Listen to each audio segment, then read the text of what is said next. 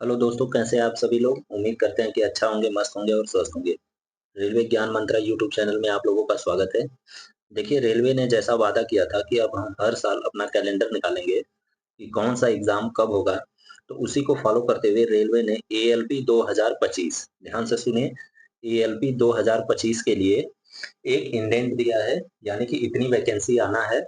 उसके बारे में इन्होंने क्लियर किया है। ठीक है, अभी वैकेंसी आई नहीं है, सिर्फ क्लियर किया है। जैसा कि आप लोग जान रहे हैं कि एएलपी 2024 का रिक्रूटमेंट प्रोसेस अभी चल ही रहा है, और इन्होंने एएलपी 2025 के लिए पहले से ही आपको बता दिया है। तो ये उन बच्चों के लिए सबसे सुनहरा मौका है जो एएलपी 2024 में किसी भी रीजन से क्वालिफाई नहीं हो पाए थे। ये उनके लिए बहुत ही अच्छा मौका है। तो इसके बारे में आज हम पूरा डिटेल देखेंगे कि कितनी वैकेंसी आने वाली है, क्या आपका एज रहेगा, इसकी क्वालिफिकेशन क्या रहेगी, और साथ ही साथ ये देखेंगे मेडिकल स्टैंडर्ड क्या रहेगा और इसका सिलेबस क्या है। ठीक है, इसके बारे में जान लेंगे। तो मैं पहले आपको ये कह देना चाहता हूँ, खास करके उन बच्चों के लिए जो अभी एलिजिबल हुए हैं एएलपी के लिए, यानी इस बार वो एएलपी का पहली बार फॉर्म भरेंगे, और उन सभी कैंडिडेट के लिए भी जो एएलपी का एग्जाम दे रहे थे लेकिन वो क्वालिफाई नहीं कर पाए थे। ये दोनों के लिए सबसे सुनहरा मौका है, और वो बिना समय गवाए पढ़ना स्टार्ट कर दें। मैं हमेशा से कह रहा हूँ कि आप एग्जाम डेट आने का इंतजार मत किया करिए, नहीं तो सब गड़बड़ हो जाता है। तो चलिए हम लोग देख लेते हैं। देखिए, यहाँ पर एक एम्प्लॉयमेंट न्यूज का कटिंग है, पेपर कटिंग है। ठीक है, यहाँ पर एक government of India, ministry of railway. ठीक है, साथ ही साथ आप देख लीजिए recruitment of assistant loco pilot ALP indicative notice. ये अभी इंडिकेटिव नोटिस है। ठीक है, आपको इंडिकेशन दे दिया है कि आने वाला है। इसमें हम एक बार देख लेते हैं क्या क्या दिया है जो कि इम्पोर्टेंट है। तो देख लीजिए, पहला ये है कि जो tentative opening date of application है वो 10 अप्रैल 2025, यानी कि 15-20 दिन बाद आ जाएगा, 15 दिन बाद। उसके बाद टेंटेटिव क्लोजिंग डेट क्या है सबमिशन का, 9 मई, यानी लगभग लगभग 1 महीना आपके पास समय रहेगा फॉर्म भरने के लिए। पोस्ट क्या है, असिस्टेंट लोको पायलट। लेवल क्या है इसका, 2। इनिशियल पे है 19,900।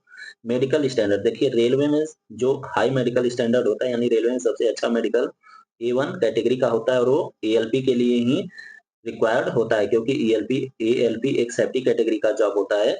तो आपका जो मेडिकल स्टैंडर्ड है वो ए वन कैटेगरी का होना चाहिए।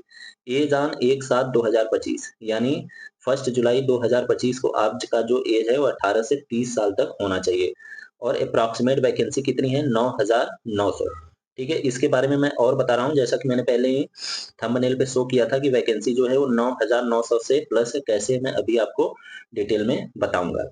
चलिए, ये बता देता हूँ। अगर आप लोगों ने 19 तारीख को एक इंडेंट आया था, अगर उसमें देखे होंगे तो उसमें साफ साफ लिख रखा है SWR बैंगलोर। ठीक है, SWR जोन, जो बैंगलोर जोन है, वो अभी अपना वैकेंसी नहीं दिया है। और SWR बैंगलोर की भी जो एएलपी का वैकेंसी है वो 800 के प्लस ही आएगी। 800 के प्लस ही आएगी। जब आप इसमें 800 जोड़ देंगे तो सीधे से आपका 10,000 के ऊपर वैकेंसी हो जाएगा। तो देखिए, एएलपी के लिए अच्छा खासा वैकेंसी आने वाला है। आप लोग इसमें कोई भी लापरवाही नहीं करना है। ठीक है, जैसा कि रेलवे ने बोला है हर साल वैकेंसी आएगा, तो मतलब आएगा, कम कम ही आए लेकिन आएगा। इससे आपको हर साल चांस मिलेगा।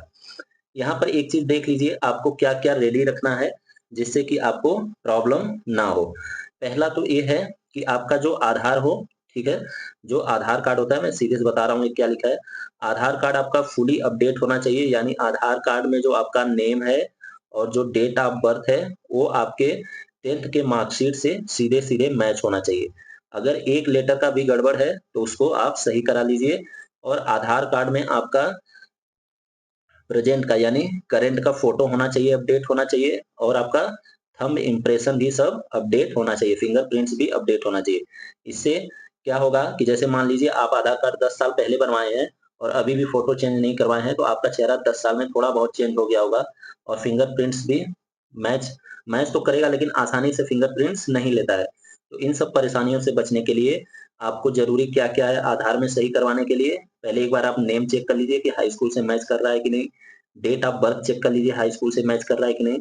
और आपका जो उसपे आधार पे फोटो लगा हुआ है वो अभी, मतलब अभी जैसे आप दिख रहे हैं, आपका आउटलुक जैसा है वैसा दिख रहा है कि नहीं, ये सब आप मैच कर लीजिए। तो आपका फॉर्म रिजेक्ट नहीं होगा और आसानी से आपका फॉर्म भर जाएगा। ये तो हो गया, मोटा माटी में बता दिया कि इतना चीज आपको तैयार करके रखना है।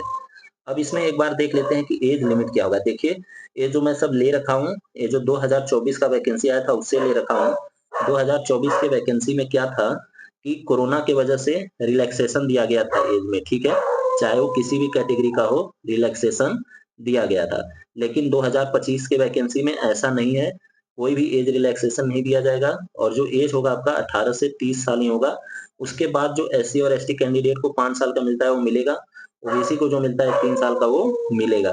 जनरल को कोई एज रिलैक्सेशन नहीं है, ठीक है? जैसा कि पिछली बार था। इससे कंफ्यूज नहीं होना है। उसके बाद देखिए आपका एज का भी मालूम चल गया। उसके बाद देख लेते हैं क्वालिफिकेशन क्या रहेगा और स्टैंडर्ड मेडिकल क्या रहेगा। जैसा कि मैंने पहला ही बताया था कि आपका मेडिकल स्टैंडर्ड ए1 कैटेगरी का होना चाहिए, physically fit in all respect. इसका मतलब क्या है? इसका मतलब ये है कि जो और भी जैसे आपको कोई बीपी और शुगर नहीं होना चाहिए, ठीक है? आपके लिम्स यानी हाथ-पाँव ये सब सही होना चाहिए, ठीक है? ये सब सही होना चाहिए, physically fit in all respect होना चाहिए। बाकी जो एएलपी में जो मेन होता है आपका, एएलपी में मैं आपको सीधे-सीधे बता दूँ, जो मेन होता है वो आई टेस्ट होता है, ठीक है? जो मेन होता है वो आपका वो आई टेस्ट होता है। आपका आई जो है वो 6/6 का विज़न का होना चाहिए।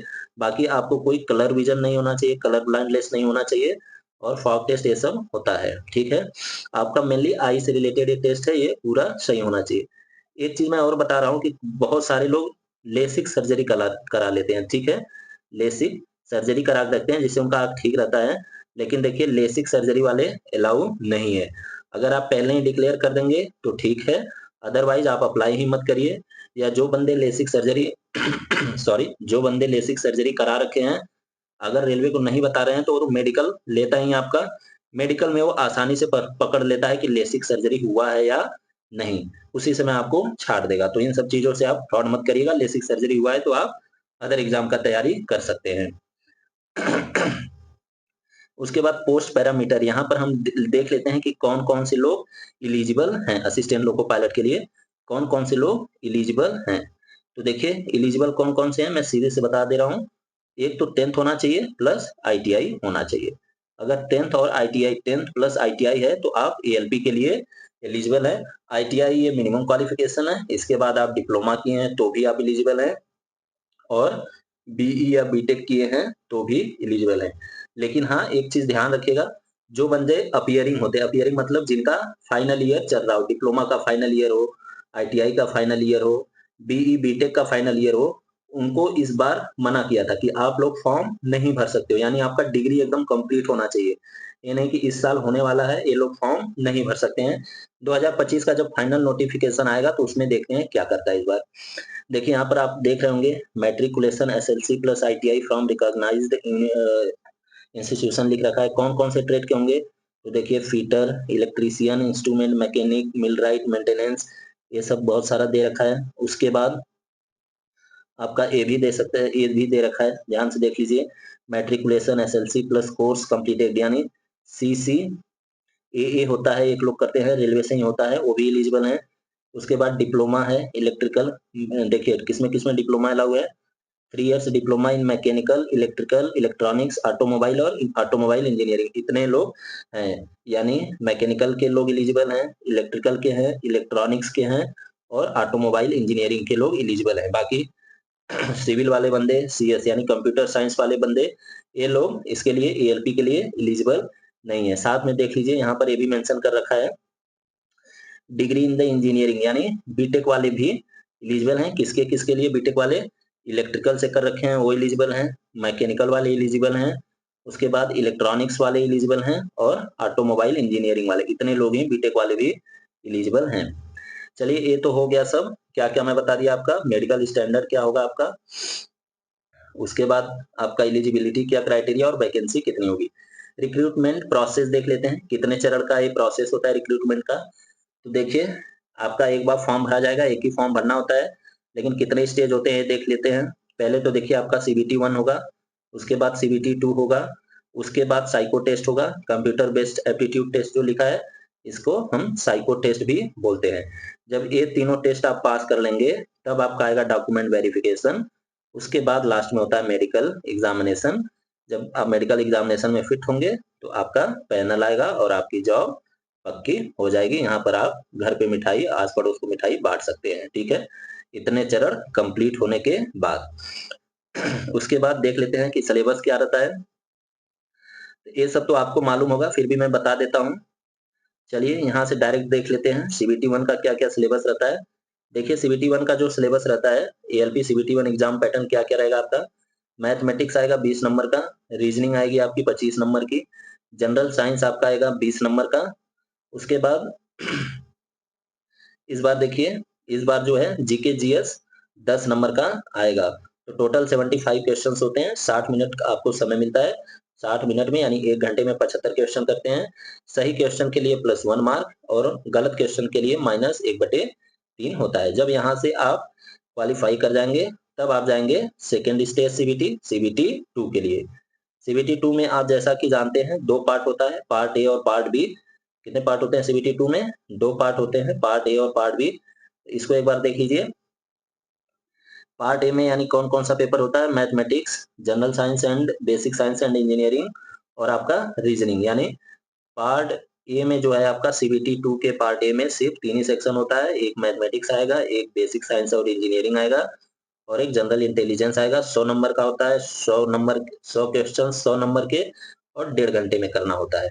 जैसे ही आपका पार्ट ए खत्म होता है, पार्ट बी स्टार्ट होता है। ये आपका ट्रेड से होता है, यानी टेक्निकल ट्रेड से होता है। 75 नंबर का आता है और 60 मिनट के रहते हैं। टोटल 2.5 घंटे का सीबीटी 2 पेपर होता है, 175 नंबर का, 175 क्वेश्चन।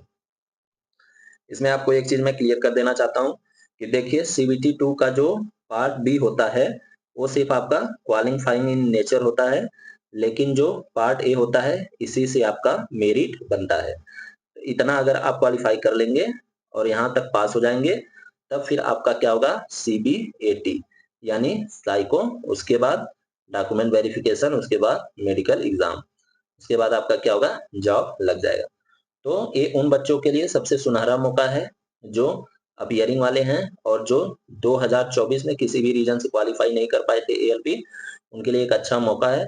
वैकेंसी देखिए आपकी 10,000 के 10 से 11,000 के बीच में ही रहेगा, और भी ज़्यादा आ सकता है। तो आप लोग अभी से पढ़ना स्टार्ट कर दीजिए। तब तक के लिए आप अपना ख्याल रखिए। तब तक के लिए बाय बाय।